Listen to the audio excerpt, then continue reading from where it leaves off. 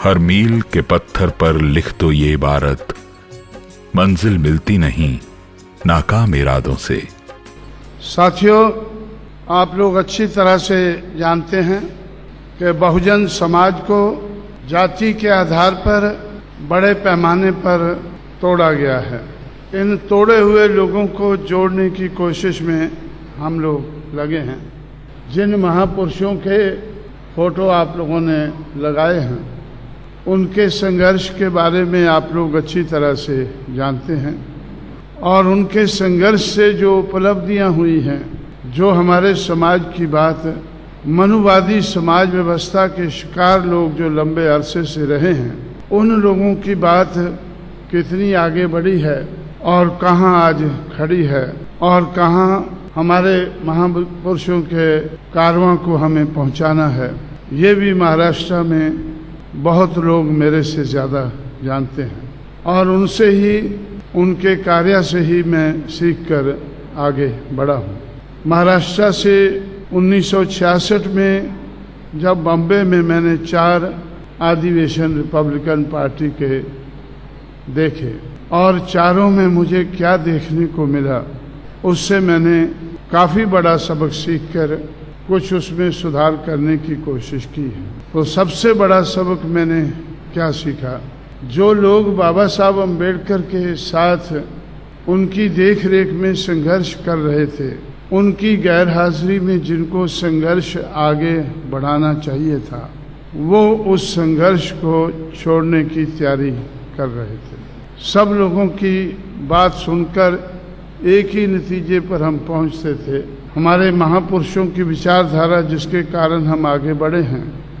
ये विचारधारा तो ठीक है, सही है, लेकिन कामयाब हो सकते नहीं। विचारधारा तो ठीक है, लेकिन कामयाब हो सकते नहीं।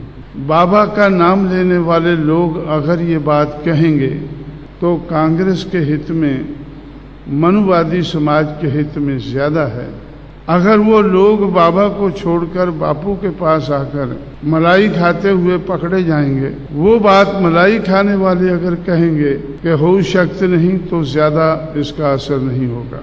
और उस वक़्त मुझे ऐसा लगा कांग्रेस के नेताओं से कम नहीं है, उनका मुकाबला कर सकते हैं। लायकी के हिसाब से, मिशन के हिसाब से ये इनको उन लोगों का मुकाबला करके अपनी मूवमेंट को आगे बढ़ाने लायक हैं। लेकिन ये काम कामयाब क्यों नहीं हो रहे हैं? मिशन की हालत को देखकर इस नतीजे पर पहुंचा कि जिन लोगों की गैर राजनीतिक जड़ें मजबूत नहीं होती हैं, उन लोगों की राजनीति कामयाब नहीं हो सकती। जिस समाज की गैर राजनीतिक जड़ें मजबूत नहीं होती हैं, उनकी राजनीति कामयाब नहीं हो सकती। इसलिए अगर ऐसे समाज की राजनीति को कामयाब बनाना है तो इस समाज की गैर राजनीतिक जड़ों को मजबूत करना ज़रूरी है।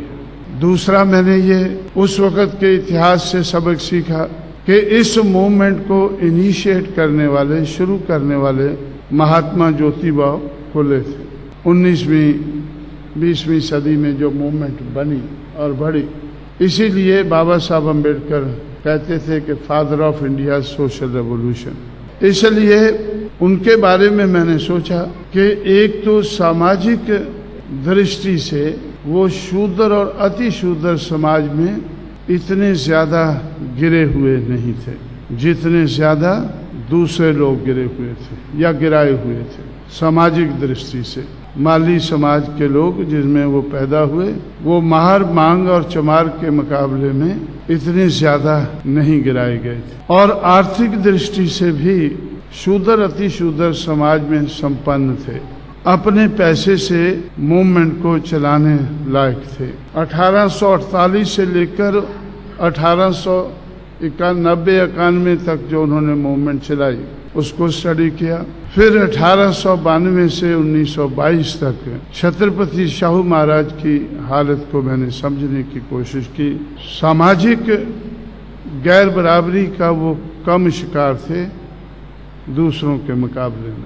आर्थिक दृष्टि से वो एक महाराजा होने के कारण, छोटे से राज्य का महाराजा होने के कारण, सामाजिक और आर्थिक गैर बराबरी के कम शिकार होने के कारण 1848 से 1923 तक ये मूवमेंट जो आज हम चला रहे हैं, या 1822 से लेकर 1956 तक जो बाबा साहब ने चलाई, उससे पहले 75 साल तक इस मूवमेंट को उन लोगों ने चलाया जो सामाजिक और आर्थिक दृष्टि से कम गिराए हुए थे।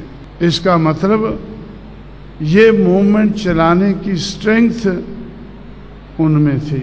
जो अछूत लोग थे उनमें वो सामाजिक और आर्थिक स्ट्रेंथ नहीं थी कि वो उसको चला सकें। इसलिए पहले 75 साल तक ये मूवमेंट महाराष्ट्र में फुले और शाहू ने, और दक्षिण भारत में नारायण गुरु और पेरियार ने, या और उनके साथियों ने, जो शूद्र समाज के लोग थे, उन लोगों ने इस मूवमेंट को चलाया।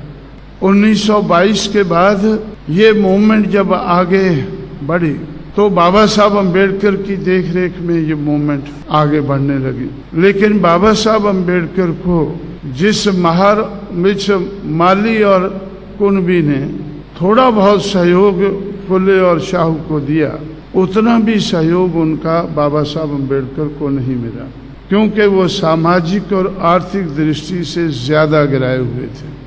इसलिए जो कम गिराए हुए लोग हैं वो ज्यादा गिराए हुए लोगों को सहयोग देना पसंद नहीं करते। बाबा साहब अम्बेडकर ने जब रिजर्वेशन के बारे में अंग्रेजों को रजामंद किया तो इसी आधार पर उन्होंने रजामंद किया कि शेड्यूल्ड कास्ट, शेड्यूल्ड ट्राइब के लोग ऐसे इतने ज्यादा गिराए हुए लोग हैं कि शूद्र समाज के लोग भी उनको वोट देना और वोट देकर उनको असेंबली पार्लियामेंट में भेजना पसंद नहीं करेंगे। इसलिए इनके लिए सीटें भी रिजर्व होनी चाहिए। इनके अपने समाज के वोट से ही इनको असेंबली और पार्लियामेंट में जाने का मौका मिलना चाहिए। लेकिन ये सब कुछ तो नहीं हुआ। 1932 में सेपरेट इलेक्ट्रेट हमने पूना में गंवाई। जुलाई 1942 में नागपुर में बाबा साहब ने शेड्यूल्ड कास्ट फेडरेशन की मीटिंग में ऐलान किया कि मैंने दूसरा रास्ता ढूंढा है। जब हम सेपरेट इलेक्ट्रेट नहीं पा सके हैं तो सेपरेट सेटलमेंट का रास्ता मैंने ढूंढा है और अंग्रेज़ों को रजामंद किया है कि सेकेंड वर्ल्ड वार ख़त्म होने के बाद हमारे लोगों के सेपरेट सेटलमेंट बनाए जाने चाहिए। अंग्रेज़ों ने मुझसे कहा है कि 20 साल के अंदर हम ये काम पूरा कर देंगे, और मैंने मान लिया है कि जो लोग हजारों साल से गिराए गए हैं तो 20 साल उनके लिए कोई बहुत बड़ा समय नहीं है। ऐसा नागपुर में बाबा साहब ने ऐलान किया जुलाई 1942 में। लेकिन वर्ल्ड वार ख़त्म हुई, अंग्रेज़ों ने भारत छोड़ने का फैसला किया। पहली स्कीम सेपरेट इलेक्ट्रेट की फेल हुई, दूसरी सेपरेट सेटलमेंट की फेल हो गई। जिन लोगों के हाथ में अंग्रेज सत्ता देकर गए उन लोगों से के सामने ये बातें मैं तो जानता नहीं हूँ, आप में से लोग जानते होंगे कि उन लोगों के सामने ये सेपरेट इलेक्ट्रेट और सेपरेट सेटलमेंट की बात बाबा साहब ने रखी या नहीं रखी। स्टेट्स एंड मिनॉरिटीज से पता चलता है धीमी आवाज़ में उन्होंने सेपरेट इलेक्ट्रेट की बात तो रखी। जिन लोगों ने 1932 में नहीं मानी तो 1946 में भी नहीं मानी। और आजकल मैं बहुत तेजी से कोशिश कर रहा हूं कि मुझे कुछ पता चल सके कि बाबा साहब क्या सोचते थे सेपरेट सेटलमेंट के बारे में। आजकल मैं क्यों सोचता हूं ज्यादा कि बाबा साहब जिंदा नहीं रहे, लेकिन जो लोग देहातों में दुखी थे, जिनकी ज़रूरत थी सेपरेट सेटलमेंट की, उन्होंने वो ज़रूरत अपने आप पूरी की। देहात छोड़कर वो शहरों में आ बसे। किस हालत में? गंदे नालों के किनारे, रेल की पटड़ी के किनारे, सड़कों के किनारे, ऐसी ऊंची नीची जगह जहां लोग रहना पसंद नहीं करते, वहां वो देहात छोड़कर सेटल हो गए। अंग्रेज जाने के बाद आज तक ऐसे 15 करोड़ लोग हैं जो देहात छोड़ने पर मजबूर हुए और शहरों के झोंपड़ों में सेटल होने पर मजबूर हुए। हमारे बुजुर्गों के संघर्ष के कारण बदलाव आया है, लेकिन बाबा साहब अम्बेडकर के जाने के बाद वो बदलाव रुका है, संघर्ष रुका है और संघर्ष न होने के कारण वो बदलाव रुका है। अगर वो बदलाव हमें मंजिल तक उसको पहुंचाना है तो हमारे लिए बहुत ज़रूरी है कि हम सामाजिक और आर्थिक गैर बराबरी का अंत करें। जब ये कॉन्स्टिट्यूशन बना, संविधान बना, तो बाबा साहब अम्बेडकर ने इस संविधान में जो कमी है वो कॉन्स्टिट्यूएंट असेंबली के सामने रखी कि 26 जनवरी 1950 को हम विरोधाभास की जिंदगी में कदम रखने जा रहे हैं। राजनीति में बराबरी होगी, एक आदमी का एक वोट होगा, एक वोट की एक कीमत होगी, लेकिन सामाजिक और आर्थिक दिशा में वो गैर बराबरी जो हजारों साल से ब्राह्मणिकल सोशल ऑर्डर के आधार पर चल रही है वो उसी तरह से चलती रहेगी। इस गैर बराबरी के चलते हुए, सामाजिक और आर्थिक गैर बराबरी के चलते हुए हम लोग राजनीति में आगे नहीं बढ़ पाएंगे। यही मैं महाराष्ट्र से देखकर सीखकर उत्तर भारत में गया कि ये लोग राजनीति में आगे क्यों नहीं बढ़ पा रहे हैं, क्योंकि जिस समाज को ये बेस बनाकर चल रहे हैं वो समाज सामाजिक दृष्टि से और राजनीतिक दृष्टि से गिराया हुआ समाज है। सामाजिक दिशा में, आर्थिक दिशा में गिरा हुआ रहने के कारण जो लीड कर रहे हैं इस मूवमेंट को, उनका काम मुश्किल है और उस मुश्किल को सामाजिक और आर्थिक दृष्टि से गिरा हुआ समाज समझ नहीं रहा है। मैंने उस बात को समझने की कोशिश की और समझकर हल ढूंढने की कोशिश की। इसलिए उस वक़्त मैंने महाराष्ट्र में रहते हुए ही बामसेफ नाम का संगठन बनाया था। क्यों? जो मैंने फार्मूला बनाया N/D/S = चेंज, उसमें बाबा साहब के ज़माने में N और D तो थे, लेकिन S बड़ी मुश्किल से वो पैदा करते थे और अंग्रेज उनकी बात को सुनकर समझकर हमारे समाज को न्याय देने की कोशिश करते थे। लेकिन मुझे ऐसा लगा कि बाबा साहब अम्बेडकर की कोशिश के कारण आज समाज के पास ऐसा है, आज समाज के पास स्ट्रेंथ है। जो स्ट्रेंथ फुले के पास थी, जो स्ट्रेंथ शाहू के पास थी, उस स्ट्रेंथ का सहारा लेकर जो उन्होंने मूवमेंट को आगे बढ़ाया, जो स्ट्रेंथ बाबा साहब के पास नहीं थी, जैसा तैसा करके थोड़ी बहुत स्ट्रेंथ पैदा करके उन्होंने मूवमेंट को आगे बढ़ाया। लेकिन बाबा साहब अम्बेडकर के संघर्ष के कारण, फुले शाहू अम्बेडकर के संघर्ष के कारण इस समाज में स्ट्रेंथ पैदा हुई है, लेकिन बिखरी हुई है। अगर इस बिखरी हुई स्ट्रेंथ को इकट्ठा किया जाए तो N/D/S = चेंज, तो हम चेंज की तरफ बड़ी तेजी से आगे बढ़ सकते हैं। तो ब्राह्मणिकल सोशल ऑर्डर को मैं जेब में रखता हूँ हमेशा। हमारे महापुरुषों के संघर्ष के कारण स्ट्रेंथ पैदा हुई। परफेक्ट इनइक्वालिटी से परफेक्ट इक्वालिटी का ऑर्डर हमें लाना है, तो N/D/S must come into operation. N stands for need, इसीलिए जो बदलाव की ज़रूरत है वो सबसे ज़्यादा इन लोगों को है, जो सबसे ज़्यादा गिराए गए हैं। इसलिए जब मैं बहुजन समाज बनाता हूँ तो इधर से ऊपर को जाता हूँ, इधर से नीचे से ऊपर को ग्रेजुअली हम जाते हैं, और जिनको ज़्यादा ज़रूरत है चेंज की वो लोग पहले रजामंद हो जाते हैं, उनमें पहले डिज़ायर पैदा हो जाती है चेंज के लिए। N/D, D for desire, N for need, D for desire. उनमें पहले डिजायर पैदा हो जाती है कि ऐसा तो ठीक नहीं है, हम गिरे रहें, ऐसी पोजीशन ठीक नहीं है, इसको बदलना चाहिए। तो इसलिए N/D तो बाबा साहब के ज़माने में थे, लेकिन S वाज मिसिंग। और S जो है फुले शाहू अम्बेडकर के संघर्ष के कारण, खासकर बाबा साहब अम्बेडकर के 1930 से लेकर 1956 तक का जो संघर्ष है, उसके कारण स्ट्रेंथ पैदा हुई। ये स्ट्रेंथ कैसे पैदा हुई? जिन लोगों को हजारों साल से पढ़ना लिखना मना था, वो मनाही दूर हुई इन लोगों के संघर्ष के कारण। इनको पढ़ने लिखने का मौका मिलने लगा। और 1935 में जब शेड्यूल्ड कास्ट और शेड्यूल्ड ट्राइब 2 शेड्यूल बने, जब 2 शेड्यूल बने, उसमें इन लोगों के लिए, शेड्यूल्ड कास्ट शेड्यूल्ड ट्राइब के लिए स्पेशल कोशिश हुई अंग्रेजों के राज में इनकी गिरावट को दूर करने के लिए।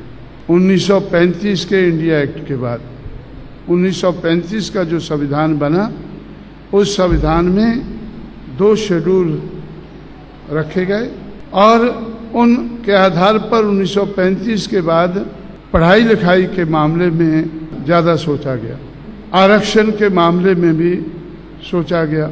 इसलिए 1948 में पहला साल है जब अछूत कहे जाने लोगों में 4 व्यक्ति सेलेक्ट हुए, KR नारायणन और एक चंडाल, केरला का पलाया, बंगाल का चंडाल जिसका नाम मौजूमदार है, आज भी जिंदा है, मेरे से कभी कभी मिलता रहता है, और KR नारायणन जो आज राष्ट्रपति है।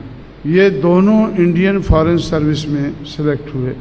पंजाब के 2 चमार, एक IAS में और एक IPS में सेलेक्ट हुए 1948 में। उसके बाद 1949, 50, 60, 56, 1962 तक इनका नंबर बढ़ता गया। 1962 का पहला साल है जब 22.5% कोटा जो रिजर्वेशन का था वो पहली बार पूरा हुआ। 1962 के बाद आज तक वो कम नहीं हुआ है, ज्यादा ही होता रहा। इसलिए आज ब्राह्मण जो इस देश का हुक्मरान बना अंग्रेज जाने के बाद, उस वर्ण के लोग तो बहुत ज्यादा तेजी से आगे बढ़े, लेकिन शेड्यूल्ड कास्ट शेड्यूल्ड ट्राइब के लोग उनसे दूसरे नंबर पर आगे बढ़े। आज 30 लाख से ज्यादा पढ़े लिखे कर्मचारी हैं जिनको पढ़ने लिखने का मौका ही नहीं मिला, बल्कि जो बाबा साहब अम्बेडकर ने संविधान लिखा उसमें सहूलतें भी मिलने लगी। आज नहीं, आज से लगभग 20-25 साल पहले जब मैं पूना में था तो मुझे ऐसा लगा, उस वक़्त ये लगभग 15 लाख इनकी संख्या होगी। उस वक़्त मुझे लगा कि ये लोगों को हमारे बुजुर्गों के संघर्ष के कारण समाज में ऐश तो पैदा हुआ है, स्ट्रेंथ तो पैदा हुई है, लेकिन बिखरी हुई है। 15 लाख एजुकेटेड एम्प्लॉइज ये पढ़े लिखे हैं, इसका मतलब इनका दिमाग है, इनके पास कुछ दिमाग है, इतना दिमाग है कि कुछ समझने लायक बने हैं, और उनमें से कुछ टीचर भी बने हैं, समझाने लायक भी बने हैं। इनके पास दिमाग है। और मैं जब कभी दिल्ली जाता था तो दिल्ली में मुझे 2 डायरेक्टर मिलते थे जो प्लानिंग कमीशन में शेड्यूल्ड कास्ट के थे, डायरेक्टर थे प्लानिंग कमीशन में। तो उनसे मैं मिलकर सोचता था, और सोचते सोचते मैं उनसे कहने लगा, आप लोगों के पास बहुत डेटा है, बहुत हुनर है, और उस हुनर का इस्तेमाल करके आप देश के लिए प्लानिंग बनाते हैं, लेकिन आप जिस समाज से पैदा हुए हैं और ऊपर उठे हैं, उस समाज के बारे में कोई प्लानिंग नहीं बनाते हैं, क्योंकि गवर्नमेंट आपको पैसा देती है, इसलिए आप एक नौकर की हैसियत से देश भर के लिए प्लानिंग बनाने लायक हैं। लेकिन अगर मिशनरी भावना पैदा हो जाए आप लोगों में, तो मिशनरी बनकर आप लोग अपने समाज के लिए भी बढ़िया प्लानिंग बना सकते हैं। वैसे भी मैंने सोचा कि अगर पढ़ लिख कर कोई कलेक्टर बनता है तो इसका मतलब उसमें हुनर है एक जिले को संभालने के लिए। अगर कोई एसएसपी बनता है तो जिला भर में उसके पास हुनर है कि कैसे लॉ एंड ऑर्डर मेंटेन करना है। या कोई इंजीनियर है, उसके पास उस किस्म का हुनर है। कोई डॉक्टर है, उस किस्म का है। प्लीडर है, उस किस्म का है। इसलिए हमारे समाज में दिमाग, हुनर और पैसा, अगर ये बिखरा हुआ दिमाग, हुनर और पैसा अगर इकट्ठा किया जाए, इस समाज की राजनीति कामयाब हो सकती है। कि जिस समाज की गैर राजनीति जड़ें मजबूत नहीं होती, उस समाज की राजनीति कामयाब नहीं हो सकती है। और दिमाग वाले, हुनर वाले राजनीति में लोग जो हैं, वो अपना दिमाग और हुनर का फायदा लेने के लिए वो दूसरे समाज के चमचे बनना पसंद करते हैं, क्योंकि उनको भरोसा है कि उनका इतना दिमाग, इतना उनके पास हुनर नहीं है कि वो दूसरों के मुकाबले में खड़े हो सकें, कामयाब हो सकें। इसलिए वो चमचे बनना ज़्यादा पसंद करते हैं। अब जब दिमाग और हुनर वाले राजनीतिक लोग चमचे बन जाते हैं, वो अपना हित सुरक्षित करने के लिए वो चमचों के चमचे बन जाते हैं। बाबा साहब अम्बेडकर इनसे क्यों दुखी थे? आखिरी दिनों में वो कहते थे कि इन लोगों ने मुझे धोखा दिया है, क्योंकि वो सोचते थे कि ये समाज के लिए कुछ करेंगे। लेकिन बाबा साहब के पीछे भी ये पड़े रहते थे कि बाबा साहब हमारा प्रमोशन, हमारा ट्रांसफ़र, हम इस पोस्ट पर चले गए हैं। जहां इन्होंने पोस्टिंग किया है वहां पैसा कम है, लेकिन बाबा साहब की तो कोई सरकार नहीं थी। उनके स्टेचर के हिसाब से कोई ओबलाइज कर देता था। ज़्यादातर तो वो बाबा साहब से नफरत ही करते थे कि जितने अधिकारी थे वो सारे के सारे कांग्रेस पार्टी के जो शेड्यूल्ड कास्ट के चमचे थे, उनके ये लोग चमचे थे। चमचों के चमचे ये लोग बने हुए थे अपना उल्लू सीधा करने के लिए। कई बार मैंने देखा कि भाई एक आदमी, एक पढ़ा लिखा कर्मचारी है, अधिकारी है, वो अभी भी चक्कर मार रहा है उल्लू सीधा करने के लिए। जो लोग राजनीतिक नेताओं को सहारा बनना चाहिए था, वो उनके लिए बोझ बन गए। कि भाई जो अधिकारी है, आईएएस ऑफिसर है, आईपीएस ऑफिसर है, ये उसका धंधा है कि हमारा विरोध करे। हमने बहुजन समाज पार्टी तो बना ली, लेकिन ये पार्टी कामयाब ना हो, बड़े पैमाने पर कांग्रेस पार्टी ने उनको इस्तेमाल किया। गैर राजनीतिक जड़ें मजबूत किए बगैर राजनीति कामयाब नहीं हो सकती। और महाराष्ट्र के जो राजनीतिक थे, उन्होंने ऐलान कर दिया 1966 में पहली बार ऐलान किया बॉम्बे में कि बाबा साहब अम्बेडकर की विचारधारा तो चांगली है, पर कामयाब हो सकती नहीं। 1966 से लेकर 1996 तक मैंने देखा, क्योंकि 1996 में मैंने बहुजन समाज पार्टी को राष्ट्रीय पार्टी का रूप दे चुका था। बहुजन समाज पार्टी 1996 में पहली बार राष्ट्रीय पार्टी बनी। 1966 से 1996 तक 30 साल के समय में एक मामूली सी बात शुरू हुई थी।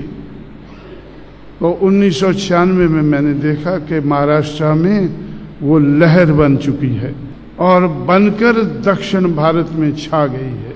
जहाँ जहाँ बाबा साहब को मानने वाले लोग थे, उन सब के ऊपर वो उसने घर कर लिया है कि बाबा साहब अम्बेडकर की विचारधारा तो चांगली है, पर कामयाब हो सकती नहीं। महाराष्ट्र में बच्चा बच्चा चिल्लाने लगा, कामयाब हो सकती नहीं। जहाँ समाज के हित में कुछ भी नहीं हुआ, आज उत्तर प्रदेश से शुरू होकर पूरे उत्तर भारत में एक दूसरी लहर चल रही है। उस लहर का नाम क्या है? हो शक्त है भाई, हो शक्त। अब हमने सोचा कि भाई हो शक्त तो हम कहते हैं, मैं कहता हूँ, लोग मेरी बात मानते हैं, तो इसको करके तो दिखाना चाहिए। जो मैं महाराष्ट्र में कहता था कि भाई हम राजनीतिक सत्ता की एक गुरु किल्ली है, ये भी बाबा साहब ने हमें कहा है, इस गुरु किल्ली को हासिल करके हम जिंदगी के हर पहलू में कोई भी ताला खोल सकते हैं। और यहाँ बाबा साहब अम्बेडकर के नाम पर यूनिवर्सिटी बननी चाहिए मराठवाड़ा में, जहाँ उन्होंने एजुकेशन के लिए बहुत काम किया। बाबा साहब के फॉलोअर्स ने कड़ा संघर्ष किया कि यूनिवर्सिटी बननी चाहिए। तो इसलिए उस वक़्त भी मेरा अपने बामसेफ के साथियों से कहना था कि भाई पॉलिटिकल क्लाउड के बगैर ये यूनिवर्सिटी नहीं मिल पाएगी। अगर पॉलिटिकल क्लाउड हम बना ले, जो उत्तर प्रदेश में कांग्रेस को नजर आया, हम लोगों ने जो राजीव गांधी ने महाराष्ट्र के लोगों को धोखा देने के लिए जो यूनिवर्सिटी बनाई, तो उसकी जगह वो सेंट्रल की यूनिवर्सिटी थी कि ना स्टेट वाले देखें ना सेंट्रल वाले देखें, ऐसे ही 6 एकड़ की जगह में घास फूस उगता रहे। उधर हमने 272 एकड़ जगह एक्वायर करके यूनिवर्सिटी बनाई, लेकिन उसका स्ट्रक्चर तो हम नहीं बदल सके क्योंकि वो तो केंद्र की यूनिवर्सिटी है। इसलिए हमने आगरा में स्टेट की यूनिवर्सिटी बनाई अंबेडकर के नाम पर, और कानपुर में छत्रपति शाहू महाराज के नाम पर, बरेली में फुले के नाम पर यूनिवर्सिटी बनाई। 200 एकड़ से लेकर 300 एकड़ जगह एक्वायर करके हमने ये यूनिवर्सिटियाँ जिनमें महाराष्ट्र वालों की चाहत थी वो बनाई। चाहत महाराष्ट्र वालों की पूरी हमने यूपी में की। फिर मैंने सोचा कि भाई महाराष्ट्र में तो अभी बुद्धम शरणम भी हो रहा है, इसलिए गौतम बुद्ध नगर हमने एक जिला बनाया था दिल्ली से लगा हुआ, तो उसमें भी हमने गौतम बुद्ध यूनिवर्सिटी बनाई कि कहीं बुद्धम शरण वाले नाराज ना हो जाएं कि भाई बुद्धा के नाम पर नहीं बनाई। बहुत कुछ हासिल कर सकते हैं हम, सिर्फ एमएलए एमपी ही नहीं सरकारें भी बना सकते हैं, और सिर्फ स्टेट लेवल की पार्टी नहीं बल्कि नेशनल पार्टी भी बना सकते हैं। नेशनल पार्टी कैसे बनती है, उसका कुछ क्राइटेरिया है इलेक्शन कमिश्नर का। अभी सीपीएम का नेशनल पार्टी का स्टेटस चला गया है। पहले वो नेशनल पार्टी थी। जब हमारी पार्टी नेशनल बनी तब कांग्रेस पहले नंबर की नेशनल थी, बीजेपी दूसरे नंबर की और सीपीएम तीसरे की और बीएसपी चौथे नंबर की राष्ट्रीय पार्टी थी। लेकिन अब उनका स्टेटस चला गया है तो हमारी पार्टी तीसरे नंबर की राष्ट्रीय पार्टी है। अब मैंने ऐसा सोचा है कि जब हो शक्ति की लहर चलाकर हम लोगों ने नेशनल पार्टी हो शक्ति है ये दिखा दिया है, 4 राज्यों में 5 राज्यों में मान्यता प्राप्त करके ये दिखा दिया है। अब हमारा लक्ष्य है कि जहाँ जहाँ हमने 6% से ज़्यादा वोट हासिल करके मान्यता प्राप्त की है, अब वहाँ मान्यता नहीं, वहाँ राजपाट होना चाहिए, बहुजन समाज का राज होना चाहिए, जहाँ जहाँ हम मान्यता प्राप्त कर चुके हैं। तो इसलिए ये भी हो सकता है, तो अगर तमन्ना सच्ची है तो हो सकता है, अगर तमन्ना झूठी है सुपरफिशियल है तो हो सकता नहीं है। इसलिए साथियों, तो इस आधार पर मैंने आपसे कहा कि गैर राजनीतिक जड़ें मजबूत करके तब हम राजनीति में कामयाबी हासिल कर सकते हैं। तो मैंने जब लोगों को तैयार किया, जब मुझे लगा कि भाई ये चमचों के चमचे मुझे कामयाब नहीं होने देंगे, बड़े बड़े अधिकारी बहुशक्त लहर कामयाब नहीं होने देंगे, तो मैंने साधारण लोगों को पकड़ा, समाज को पकड़ा, समाज को रजामंद किया कि भाई आप अगर इस लहर को बनाना है तो हमारे पास पैसा होना चाहिए, दिमाग होना चाहिए, हुनर होना चाहिए और पैसा होना चाहिए। तो इसलिए अगर आपकी चाहत है कि बहुशक्त की लहर बनानी है तो आप मेरे पास बेचने के लिए कुछ नहीं है, लेकिन आप मुझे मीटिंग में बनाते हैं, तो मीटिंग में बुलाते हैं तो तालियां बजा के चले जाते हैं। सिर्फ तालियां बजाने से तो बहुशक्त की लहर नहीं बन सकती। इसलिए आप मुझे किसी मीटिंग में बुलाते हैं तो मेरी मीटिंगें खरीदना शुरू करो।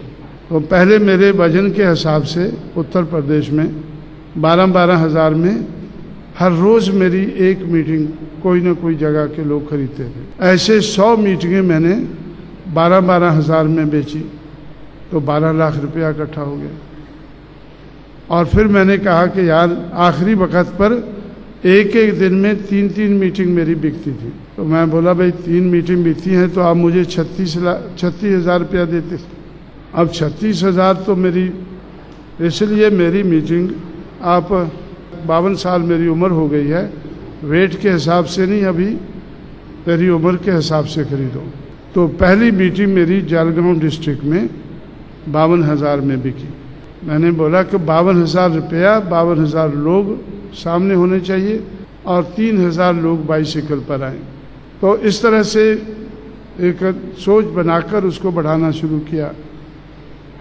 और मैंने उनसे कहा कि भाई एक तो इलेक्शन नज़दीक आ रहा है और तुम लोग धीमी गति से चल रहे हो, तो अगर 12-12 हज़ार में मेरी मीटिंग करोगे तो कई साल लग जाएंगे, इलेक्शन तो निकल जाएगा।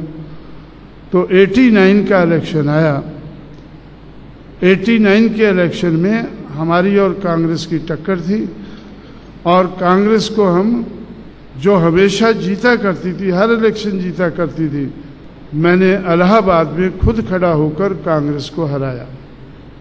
कि ये लोग अब कांग्रेस को हराने लायक तो बन गए हैं लेकिन जीतेंगे कभी नहीं। ये अंबेडकर को मानने वाले हैं। अंबेडकर खुद कभी पार्लियामेंट में नहीं पहुंच सका, खुद कभी लोकसभा में नहीं पहुंच सका। तो इसलिए, और इनके लोग, अंबेडकर के लोग छोड़कर तो आज कांग्रेस के चरणों में हैं, आज तो बापू के पास पहुंच गए हैं, बाबा वाले। तो इसलिए ये लोग कामयाब नहीं होंगे। लेकिन उस वक्त तक मैंने 42 लाख रुपया मेरे पास इकट्ठा हो गया था। 89 का चुनाव मैंने 42 लाख रुपए से दिमाग और हुनर लगाकर हमने 2 MP जिताए और 15 MLA और 6% से ज़्यादा वोट लेकर पार्टी को मान्यता प्राप्त की। हमने 2 MP जिताकर पार्लियामेंट में खाता खोला और 15 MLA जिताकर असेंबली में खाता खोला। तो उसके बाद हम आगे बढ़ते गए। तो इस तरह से गैर राजनीतिक जड़ों को मजबूत करके हमने राजनीति में हम आगे बढ़े। और जब राजनीति में आगे बढ़े तो आज मैं 4-5 सूबों में सरकारें क्यों बनाना चाहता हूँ, क्योंकि अगर हमें महाराष्ट्र की लहर का मुकाबला करना है तो हमें कई सूबों में सरकारें बनाना ज़रूरी है। क्योंकि महाराष्ट्र में पैसा बहुत खर्च होने लगा है। हर पार्टी बाबा बाबा करने वालों को खरीदती है। अब मैं सोच रहा हूं कि हमें भी इनको खरीदना होगा, हमें भी इनको खरीदना होगा, तो हमें भी पैसा बनाना होगा। अब पैसा बनाने के लिए हमें लगा कि उत्तर प्रदेश में सरकार बनी। जब उत्तर प्रदेश में सरकार बनी, मैंने बताया कि 5 यूनिवर्सिटी बनाई, हर यूनिवर्सिटी के लिए 200 एकड़ से ज़्यादा जगह एक्वायर की, तो पैसा लगा। 11,524 गांव अम्बेडकरी गांव बनाए, 9,500 करोड़ रुपया स्टेट गवर्नमेंट का और 9,500 करोड़ रुपया सेंट्रल गवर्नमेंट का, 19,000 करोड़ रुपया लगाकर हमने 11,524 गांव अम्बेडकरी गांव बनाए। हमें निर्धन समाज की मूवमेंट को अगर चलाना है, कामयाब बनाना है, धनवानों की पार्टियों से मुकाबला करना है, तो हमें अपने रास्ते ढूंढने होंगे। हमने सबसे पहले रास्ता ढूंढा कि हमें अपने समाज को ना बिकने वाला समाज बनाना है और अपने नेताओं को ना बिकने वाले नेता बनाना है। इसलिए साथियों, तो आप लोगों ने मुझे प्रवोक करके, मैं अंडर प्रोवोकेशन बात कर रहा हूँ। प्रोवोकेशन क्या है कि ये कछुए की चाल, ऐसा ऐसा, और कछुए की चाल ही नहीं, जब थोड़ा खतरा नजर आया तो अपनी गर्दन भी अंदर कर ली। कछुआ जो है, अगर उसको सामने को खतरा नजर आता है तो गर्दन भी अंदर कर लेता, हाथ पैर अंदर करके सेफ हो जाता है।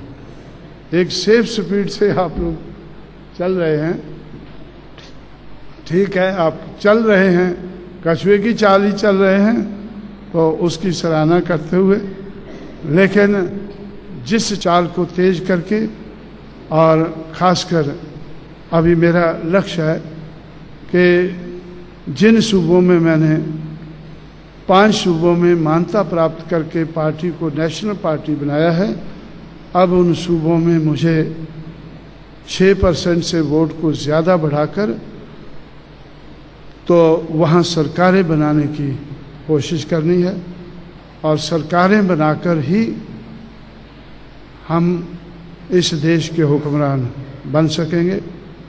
कि अगर तमन्ना सच्ची है तो रास्ते मिल जाते हैं, अगर तमन्ना झूठी है तो बहाने मिल जाते हैं। और अब मैंने जो ख्यालात आपके सामने रखे हैं, उनके बारे में आप लोग ज़रूर सोच विचार करें। इस अपील के साथ मैं आप लोगों से विदा लेता हूँ। जय भीम, जय भारत। लक्ष्य पे बढ़ते जाओ हमेशा, काशी राम जी कह गए। लक्ष्य पे बढ़ते जाओ हमेशा, काशी राम जी कह गए। परिवर्तन लहर चलाओ देश में, यही संदेशा दे गए। परिवर्तन लहर चलाओ देश में, यही संदेशा दे गए। बहना के संग चलो, बहना के संग, बहना के संग चलो, बहना के संग। बसपा के संग चलो, बहना के संग, बसपा के संग चलो, बहना के संग। बहना का साथ निभाओ सदा, ये काशी राम जी कह गए। बहना का साथ निभाओ सदा, ये काशी राम जी कह गए।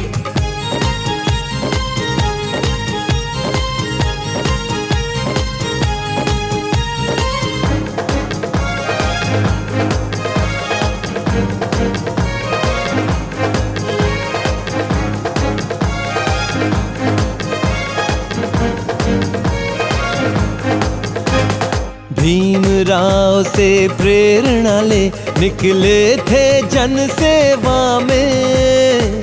निकले जन सेवा में, निकले जन सेवा में। अपना सारा जीवन सौंपा साहब ने जन सेवा में। साहब ने जन सेवा में, साहब ने जन सेवा में। याद रहेंगे सदियों तक वो काम ऐसे कर गए। याद रहेंगे सदियों तक वो काम ऐसे कर गए। हाँ, बहना का साथ निभाओ सदा, ये काशी राम जी कह गए। बहना का साथ निभाओ सदा, ये काशी राम जी कह गए।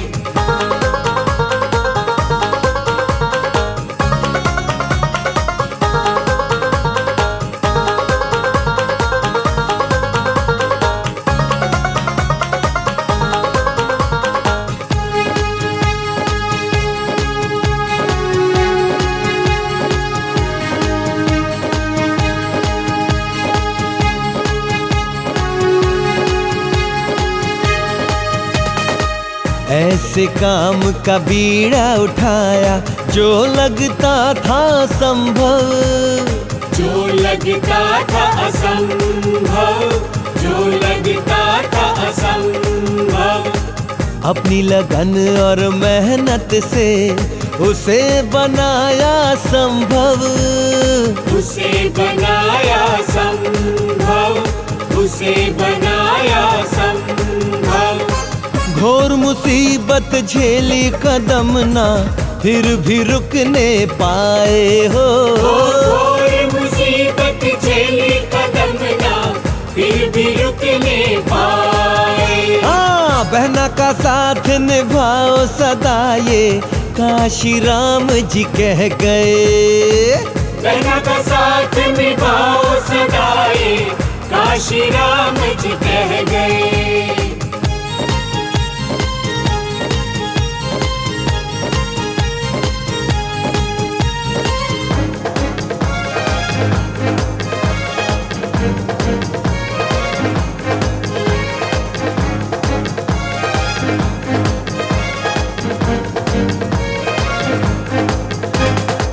बस पके इस जनकी की हम सब कैसे करे बढ़ाई, कैसे करे बढ़ाई, कैसे करे बढ़ाई।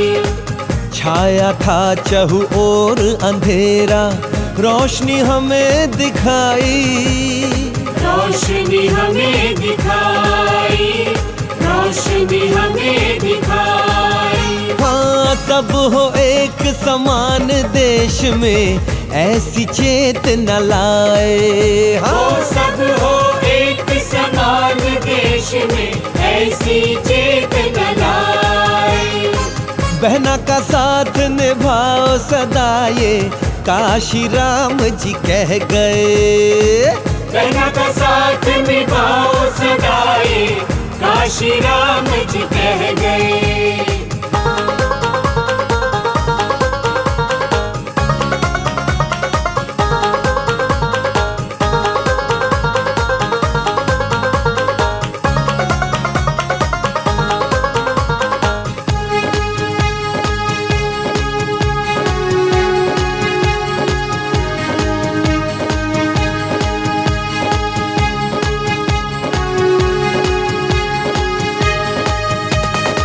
गुरुजनों के सद्विचार को भीमराव ने अपनाया, भीमराव ने अपनाया, भीमराव ने अपनाया। भीम मिशन को साहब ने बहना संग आगे बढ़ाया, संग में आगे बढ़ाया, संग में आगे बढ़ाया। हाँ, देकर लक्ष्य महान देश को नई दिशा वो दे गए। देकर लक्ष्य महान देश को नई दिशा वो दे गए।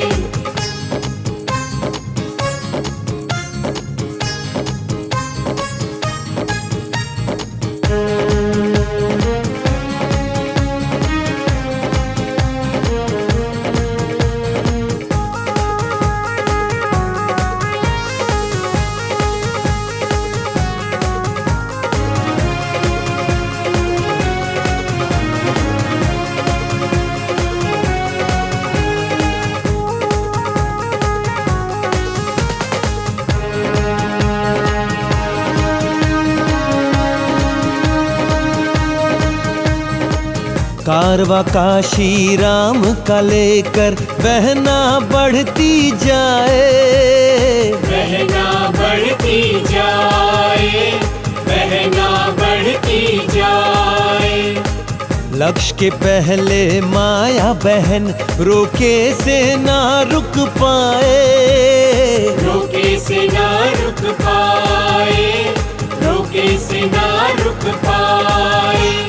राज करेगी बहना देश पर आशीष ऐसे दे गए। ओ राज करेगी बहना देश पर आशीष ऐसा दे गए। हाँ, बहना का साथ निभाओ सदा ये काशी राम जी कह गए। बहना का साथ निभाओ सदाए, काशी राम जी कह गए। बहना के संग चलो, बहना के संग, बहना के संग चलो, बहना के संग। हाँ हाँ बसपा के संग चलो, बसपा के संग, बसपा के संग चलो, बसपा के संग। बहना के संग चलो, बहना के संग, बहना के संग चलो, बहना के संग। बसपा के संग चलो, बसपा के संग। बसपा के संग चलो, बसपा के संग। असफलता एक चुनौती है, इसे स्वीकार करो। क्या कमी रह गई देखो और सुधार करो। जब तक न सफल हो नींद चैन को त्यागो तुम। संघर्ष का मैदान छोड़कर मत भागो तुम। कुछ किए बिना ही जय जयकार नहीं होती। कोशिश करने वालों की कभी हार नहीं होती। कोशिश करने वालों की कभी हार नहीं होती।